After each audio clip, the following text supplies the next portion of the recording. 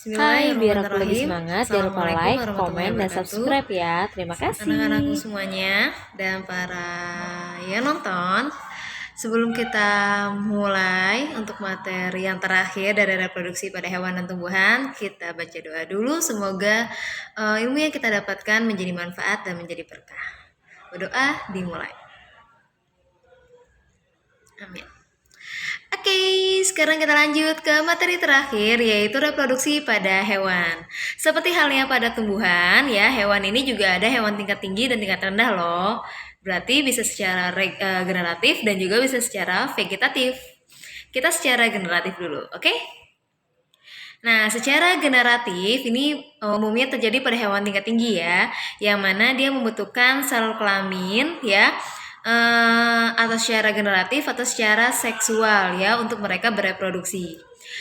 Karena dia pada hewan tingkat tinggi di sini ya ada yang dia melakukan fertilisasinya di dalam dan di luar tubuh, maka dibagi menjadi dua macam, yaitu fertilisasi eksternal, X di luar berarti dia melakukan fertilisasinya di luar tubuh induk betinanya, dan fertilisasi internal, in di dalam berarti di dalam tubuh induk betinanya.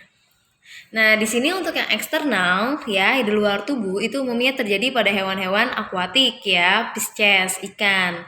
Di mana sel ovum ini dikeluarkan dari si tubuh induk betinanya ya. Jadi nanti sel ovum dan sel spermanya dia itu bertemu dengan bantuan perantara air gitu. Jadi tidak dimasukkan ke dalam tubuh betinanya, si sel spermanya gitu. Nah, untuk yang fertilisasi internal dalam tubuh, nah umumnya kayak manusia ya. Jadi sel sperma dari si jantan ini harus dimasukkan ke dalam organ kelamin si induk betinanya gitu. Ya kayak pada manusia ya. Kalau pada manusia kan terjadinya di tuba falopi ya. Nah, ini biasanya terjadinya pada hewan-hewan non akuatik ya, kayak mamalia, Pisces, aves ya, amfibi. Nah, itu semuanya umumnya fertilisasi internal, tapi amfibi juga ada yang eksternal ya. Nah, di sini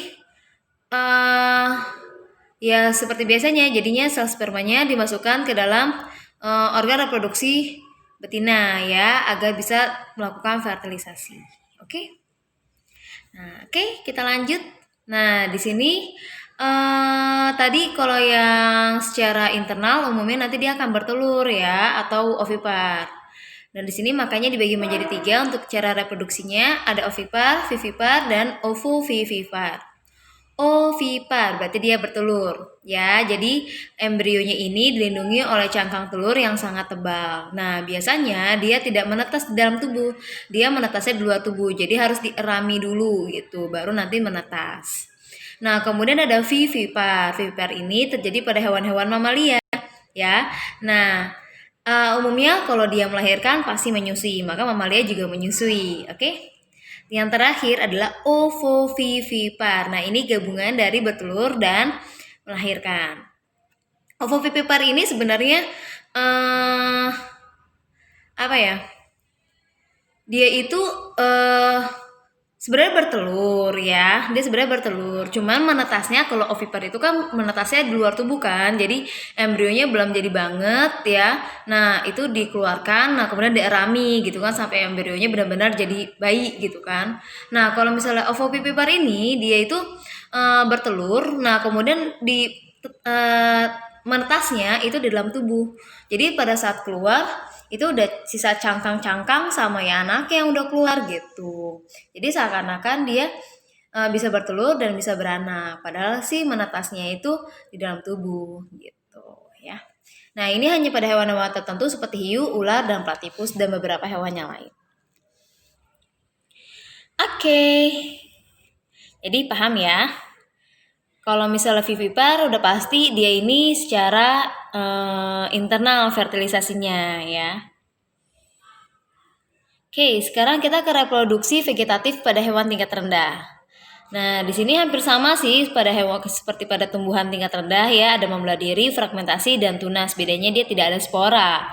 Ya, kalau kemarin pada tumbuhan tingkat rendah itu ada 4 ya, membelah diri, fragmentasi, tunas, dan spora. Tapi kalau pada hewan tingkat rendah itu cuma ada 3, membelah diri, fragmentasi, dan tunas saja.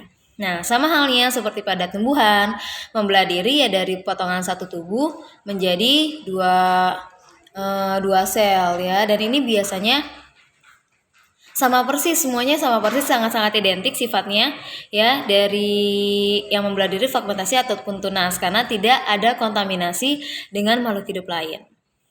Nah, kemudian fragmentasi ya. Nah, ini dia itu dari potongan tubuhnya ya. Jadi dari potongan tubuhnya ini bisa menjadi individu yang baru. Contohnya pada cacing planaria. Kemudian yang terakhir adalah tunas. Nah, tunas ini contohnya pada hewan hydra. Nah, dia itu ya tunas memunculkan tonjolan dari bagian tubuhnya, kemudian tonjolan tersebut dia lepas dari tubuh si induk, kemudian tonjolannya berkembang menjadi individu yang baru. Oke. Next, ke materi yang terakhir yaitu adalah metamorfosis.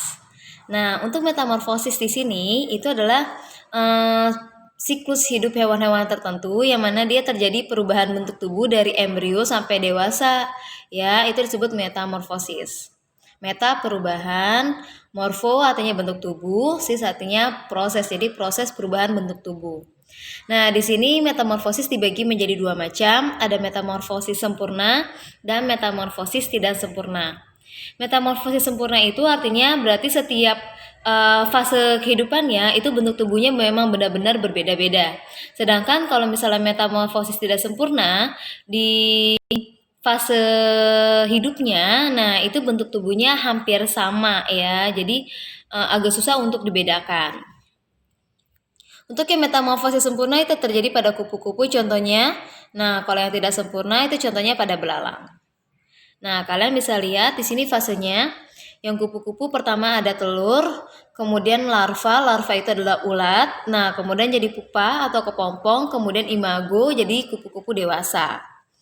Nah, kemudian dengan belalang ini metamorfosis tidak sempurna.